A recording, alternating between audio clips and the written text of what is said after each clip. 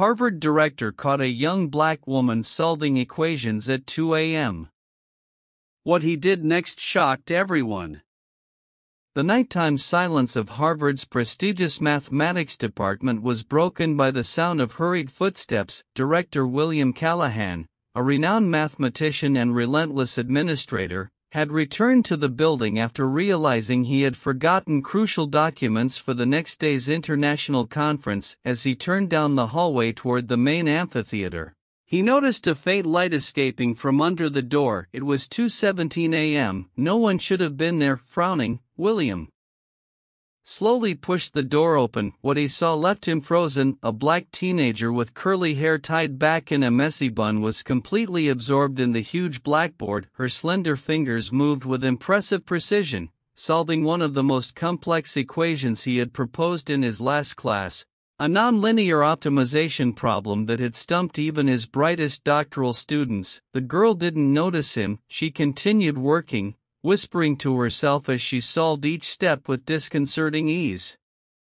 "What do you think you're doing?"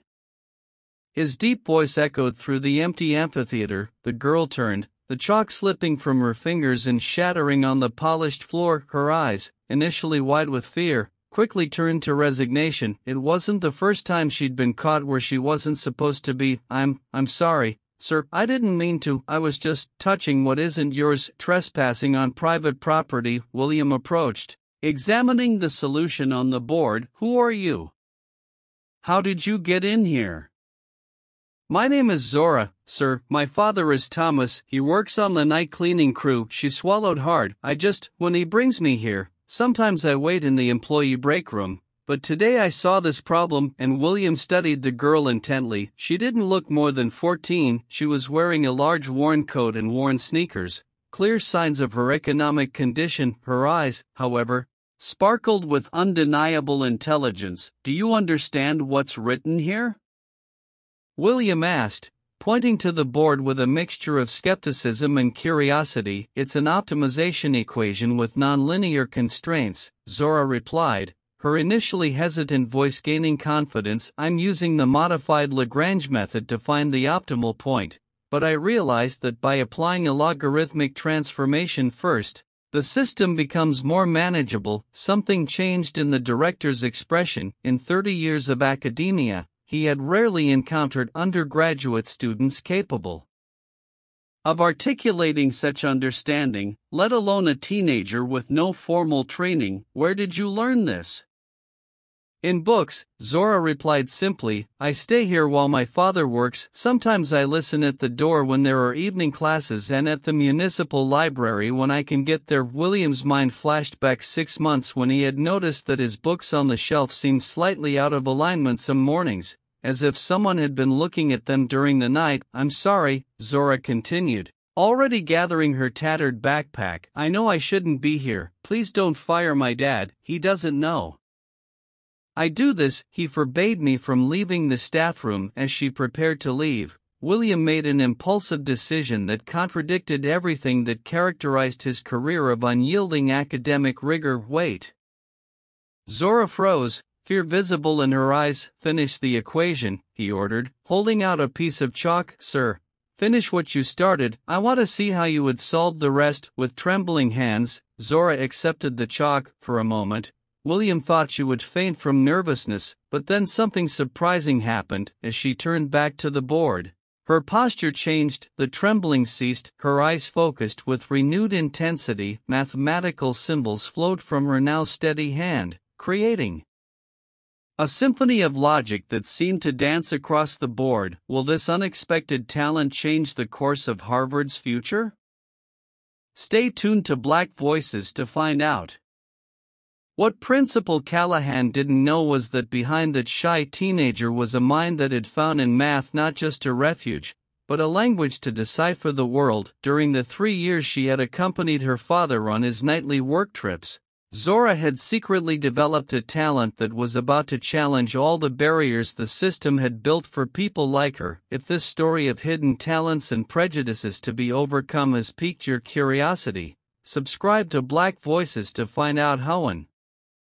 Unexpected encounter at 2 in the morning would become the catalyst for a revolution that would forever change not only Zora's life, but the very concept of human potential within the walls of that centuries-old institution. Zora didn't sleep that night. She returned home with her father at dawn, her mind reliving every second of that unexpected encounter. Director Callahan had remained silent as she finished the equation, his expression inscrutable. Then with a simple nod, he said only, "Come back tomorrow, same time." Then he left, taking his papers with him and leaving Zora frozen in front of the blackboard. Thomas noticed his daughter's agitation during breakfast in their small one-bedroom apartment on the outskirts of town. "Something wrong, Zo?" he asked, concern creasing his tired face after another night of work. "Nothing, Dad," she lied, avoiding his eyes. How could she explain that she had broken her promise to stay in the staff room?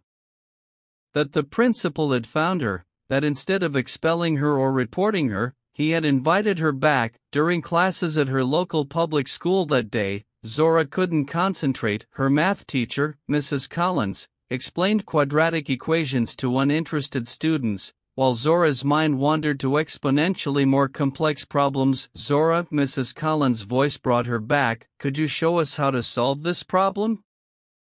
Zora looked at the board, blinking away her thoughts. The equation was ridiculously simple, she answered automatically while some of her classmates rolled their eyes, muttering, "Nerd and weirdo." She was used to it. What bothered her was the feeling that she was wasting valuable time on things she had mastered years ago. At the end of class, Mrs. Collins called her out. "You seem distant today," she said gently. "Is everything okay?" That's when Zora made an impulsive decision. "I met someone, a teacher. He saw my math solutions, and I think he's interested in helping me." Mrs. Collins, the only teacher who had truly noticed Zora's extraordinary talent, providing her with extra problems and books to borrow, smiled. "I'm glad. You've always belonged in a more challenging environment, but what if it's just a passing curiosity? What if he just wants to test me?" And then Zora didn't finish, but her insecurity was palpable. The teacher sighed, sitting down next to her student. "Zora, your talent is a rare gift. Don't let anyone diminish it, not even yourself." That night, while accompanying her father to work again, Zora confessed about her meeting with the principal. "You did what?" Thomas stopped walking, shocked. "So, you could have gotten me in trouble. Harvard is no place for games. These people." "It wasn't a game, Dad. I was solving math problems, studying in rooms you shouldn't be in, using boards that aren't yours, risking my job." His voice was a mixture of fear and frustration. "We don't belong in that world, Zora. I'm there to clean, not to, so your daughter can learn." As Zora finished, a sudden courage growing inside her. "But he asked me to come back. It's an opportunity." Thomas rubbed his tired face. "An opportunity for what?"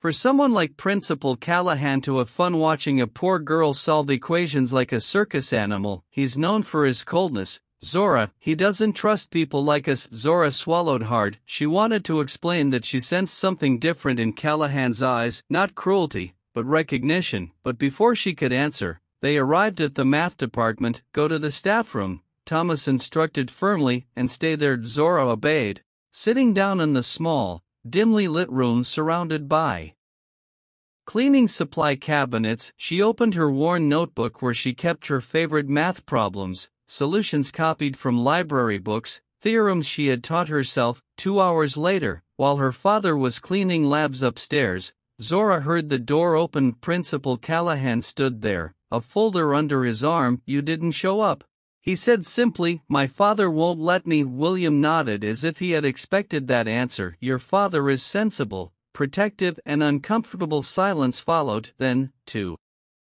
Zora's surprise, the principal held out the folder. "This is for you." Inside were 5 advanced math problems, the kind that appeared in international Olympiads and challenged the best doctoral students. "Why?" Zora asked, confused. "Curiosity," William replied. "I want to see what you do with them over the next few days." While Thomas was at work, Zora remained in the staff room poring over those problems. The principal appeared punctually, exchanged a few words, and left new challenges. He rarely smiled, rarely showed if he was impressed, But she kept coming back on the third night. Something changed. Professor Marcus Winters, famous for his arrogance and prejudice, accompanied William. "Is this the girl?" Winters asked, looking at Zora as if she were a curiosity in a museum. "The little human calculator?"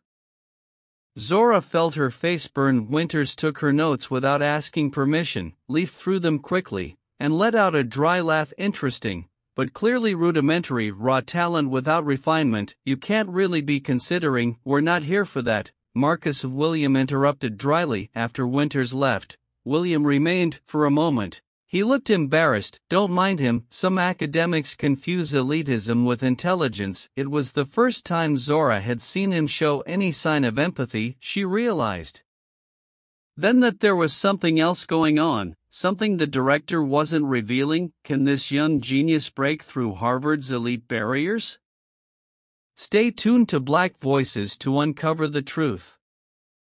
What Zora didn't know was that while she was solving those seemingly unrelated problems, William Callahan was fighting a silent battle in the corridors of power at Harvard, a battle that involved the future of the program for talented young people from marginalized communities, a program he had been secretly fighting to implement for years against strong resistance from figures like Winters. And Zora, unbeknownst to her, was becoming his living proof, his secret weapon in an institutional war that could change not only her destiny, but that of hundreds of children like her. 2 weeks had passed since the uncomfortable meeting with Professor Winters. The routine continued. Zora solved increasingly challenging problems in the staff room while her father cleaned the halls of Harvard. On Wednesday evening, William appeared with a different expression. He didn't bring math problems, but an official brochure. "There's a conference tomorrow," he said, placing the paper on the table. "The Access and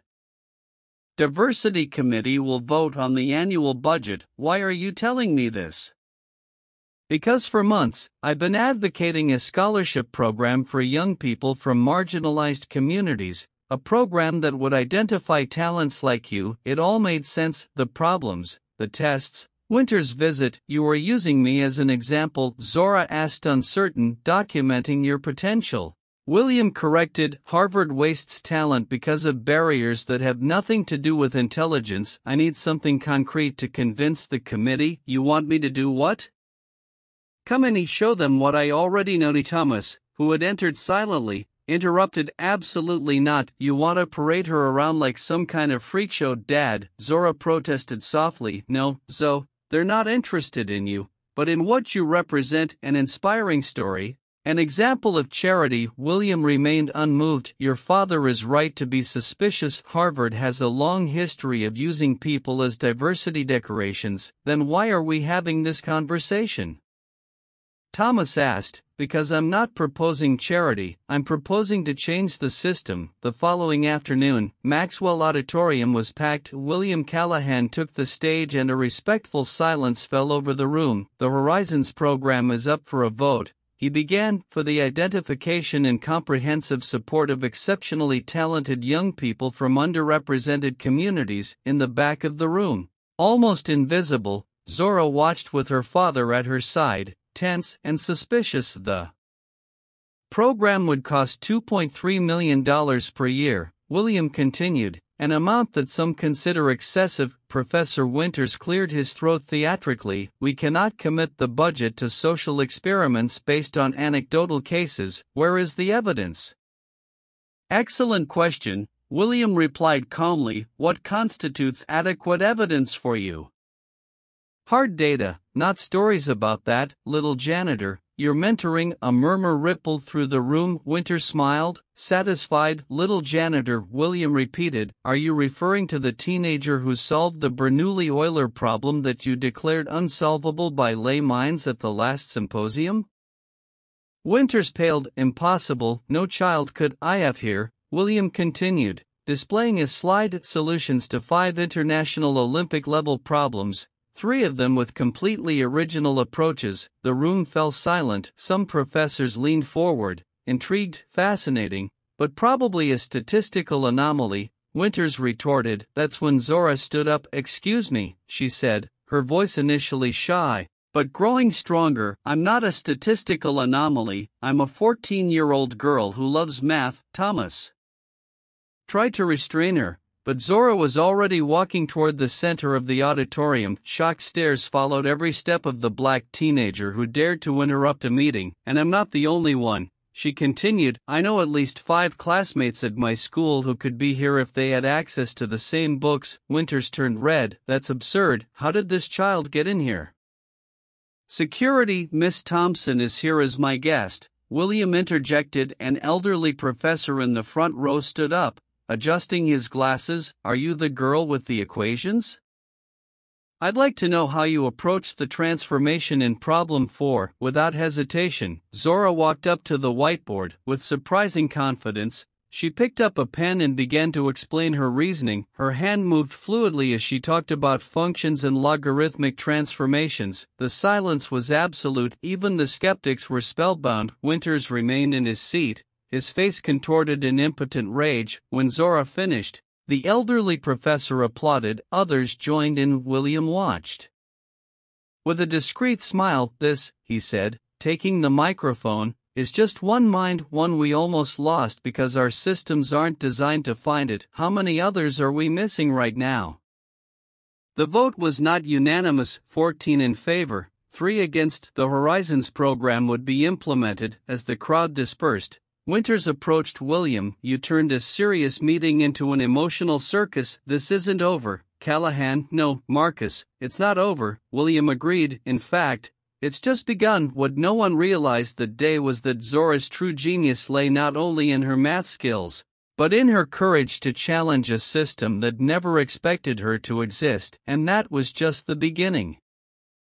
A year had passed since that historic committee meeting. The Horizons program was no longer just an idea, but a vibrant reality that was transforming the Harvard campus and gradually other elite universities. In his office, Director William Callahan watched from the window as Zora crossed the central courtyard. No longer a night visitor, she was now a student in Harvard's prestigious preparatory program. Wearing an official ID badge with her name on it, her steps were steady, her gaze confident. No longer the girl who hid in the shadows. The preliminary results of the program are in, announced the assistant, handing him a folder. It exceeded all projections. William flipped through the report, a discreet smile forming on his lips. 47 students from marginalized communities had been identified and awarded full scholarships in just 1 year. Their average standardized test scores rivaled those of the best conventional students. And Winters, William asked, though he already knew the answer. He resigned last week. Columbia offered him a position but withdrew the offer when they heard about the recording. The recording? Someone had captured Winters' disparaging comments about Zora and other students in the program on video, calling them charity experiments during a department meeting. When the video leaked, his reputation quickly collapsed. He created his own destiny, William said simply. That afternoon, William headed to the cafeteria where the biannual Horizons meeting was taking place. Upon entering, he found a vibrant room, dozens of young people from diverse backgrounds discussing advanced mathematics, engineering, and science with the enthusiasm that only youth and genuine opportunity can produce. In one corner, Zora was explaining a concept in non-Euclidean geometry to an attentive group of freshmen. When she noticed William, she waved discreetly and finished her explanation before approaching him. I thought you might like to know, she said, that 5 students from my old school have been accepted into the next cycle of the program. His outreach work is paying off,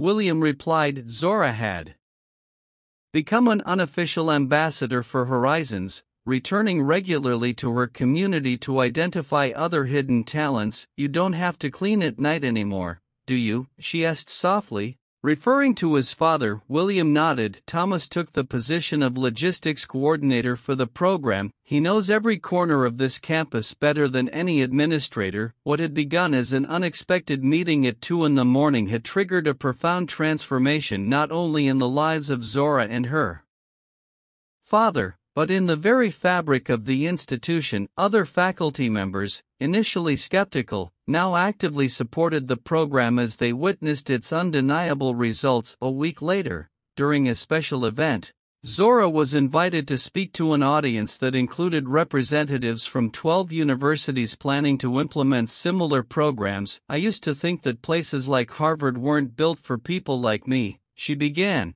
her clear voice filling the auditorium, "and in many ways, I was right. These institutions were built by and for people of privilege, but institutions can change when courageous people decide that talent shouldn't be wasted just because it's born in the wrong place." In the front row, her father watched with teary eyes. Next to him was Mrs. Collins, her former teacher, now a consultant to the program. "Genius is not privilege," Zora continued. "Genius is persistence. It's solving problems in staff rooms at night because you have nowhere else to study. It's turning obstacles into stepping stones." When the speech ended, the audience gave a standing ovation. William noticed a group of media executives in the back. The story was attracting national attention. The Horizons model was about to spread beyond Harvard. As they walked together after the event, Thomas looked at Zora and then at William. "When you found her that night, were you testing a theory or looking for proof for your program?" William considered the question carefully. "I was looking for a reason to believe that change was possible, and I found it." The real triumph was not just in the equation Zora could solve or the program she had inspired, it was in the transformation of an entire system that for centuries had wasted countless brilliant minds simply because they didn't come in the right package. And as Zora demonstrated every day, sometimes the greatest resistance is not against an opponent, but against a system that never expected you to exist. If this story of human potential and institutional transformation has touched your heart, sign up to follow more stories about extraordinary people who defy expectations and change the world around them, one chalkboard at a